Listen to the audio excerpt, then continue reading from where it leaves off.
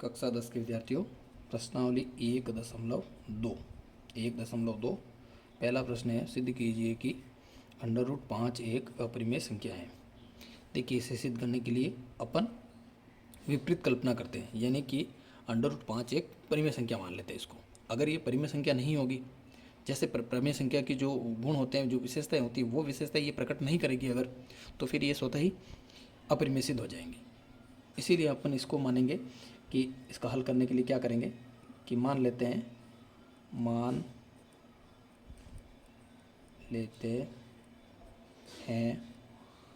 कि √5 एक परिमेय संख्या है, एक परिमेय संख्या है।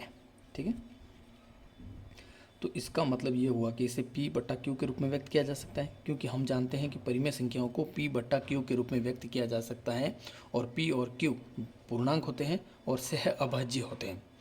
पूर्णांक का मतलब पूरे पूरे अंक होते हैं, ठीक है, पॉइंट में नहीं होते हैं, दशमलव में नहीं होते हैं, और सह अभाज्य होते हैं।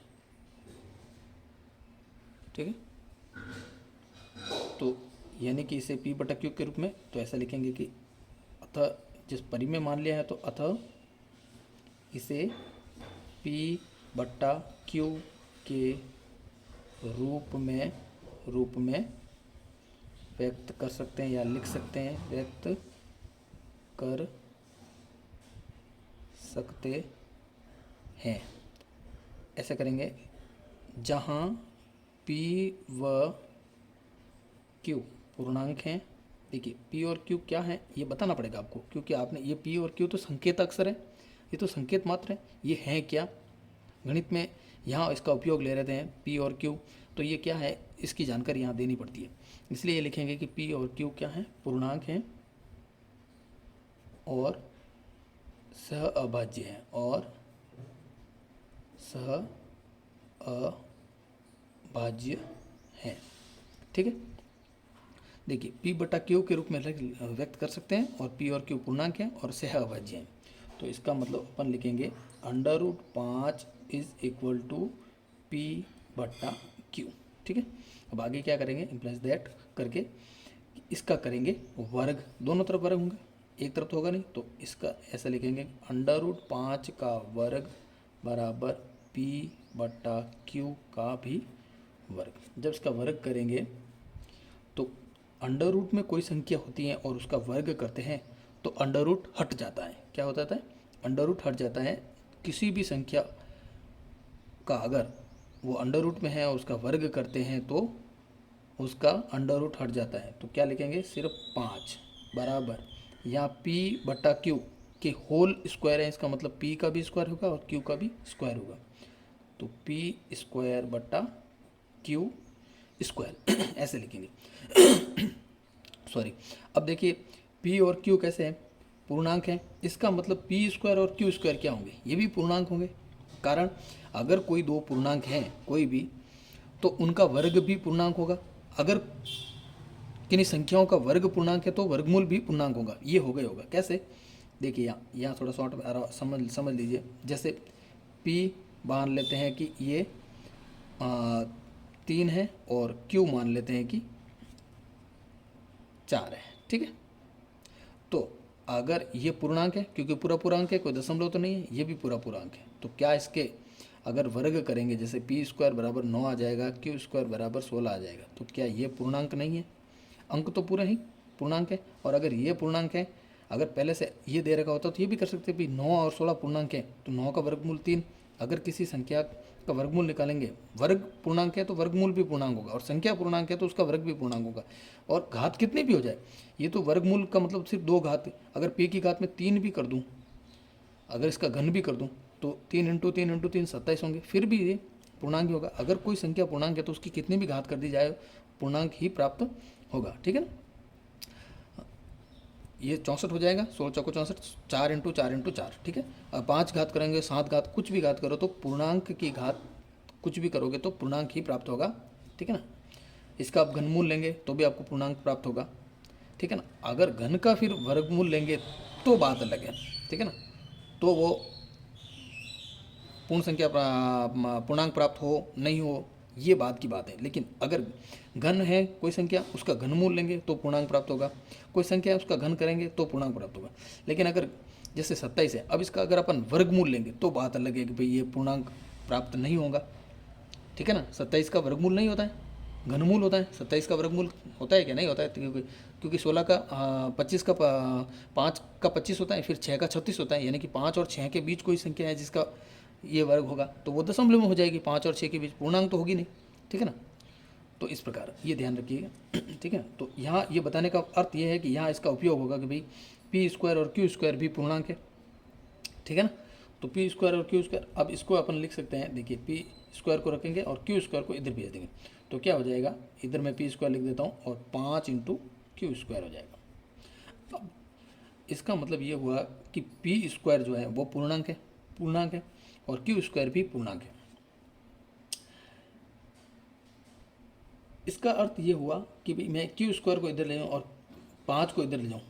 ठीक है ना, तो देखिए कि क्योंकि मुझे ये देखना है कि भाई यहाँ पहले एक बार अपन ये इसको सिद्ध करने के लिए अपन फाइनली करना क्या चाहते हैं वो मैं आपको बताता हूँ। यहाँ जैसे √5 दे रखा है तो ये साबित करेंगे कि P 5 से विभाजित है और Q भी 5 से विभाजित है, तो ये सह अभाज्य हमने मान लिया था एक सह अभाज्य है।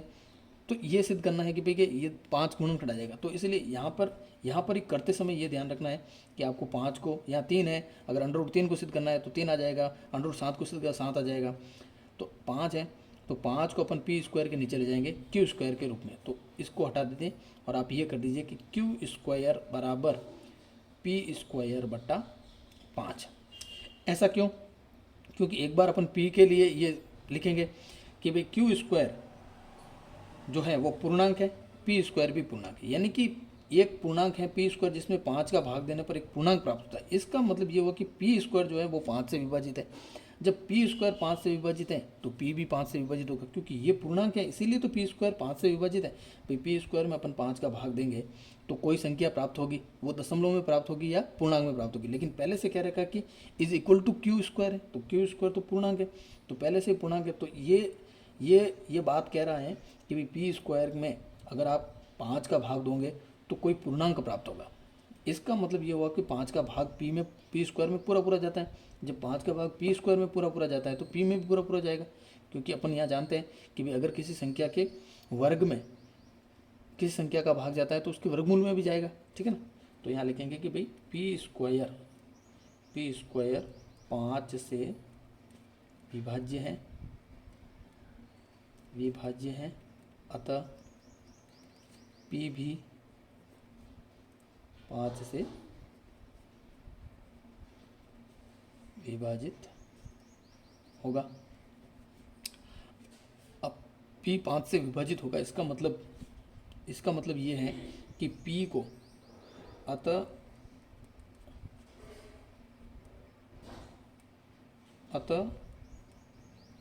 P को एक अन्य पूर्णांक R के रूप में निम्न प्रकार लिख सकते हैं, निम्न प्रकार से लिख सकते हैं। किस प्रकार लिख सकते हैं? भाई P अगर 5 से विभाजित है तो इसका मतलब 5 को किसी पूर्णांक से गुणा करेंगे तो P प्राप्त होगा कि नहीं होगा? जैसे कि अगर मैं कहूँ कि भाई 30 जो है वो 5 से विभाजित है, 30 जो है वो 5 से विभाजित, आप जानते हैं 30 5 से, तो इसका मतलब 5 का गुणा किसी पूर्णांक से करूँगा तो 30 प्राप्त होंगे कि नहीं होंगे? कैसे होंगे? देखिए जैसे मैं यहाँ करके आपको ये रफ समझाने की कोशिश करता हूँ यहाँ कि भाई 30 जो है वो 5 से विभाजित है, तो इसका मतलब ये हुआ कि मैं 30 को 5 के साथ किसी पूर्णांक का गुणा करके लिख सकता हूँ ये। तो यही तो R है कि भाई P प्राप्त करने के लिए आप, क्योंकि P 5 से विभाजित है, अगर कोई संख्या किसी से विभाजित होती है तो इसका मतलब वो उसका गुणनखंड हो गया। इसका मतलब उस संख्या को किसी संख्या से या किसी पूर्णांक से गुणा करेंगे तो वो संख्या प्राप्त होगी।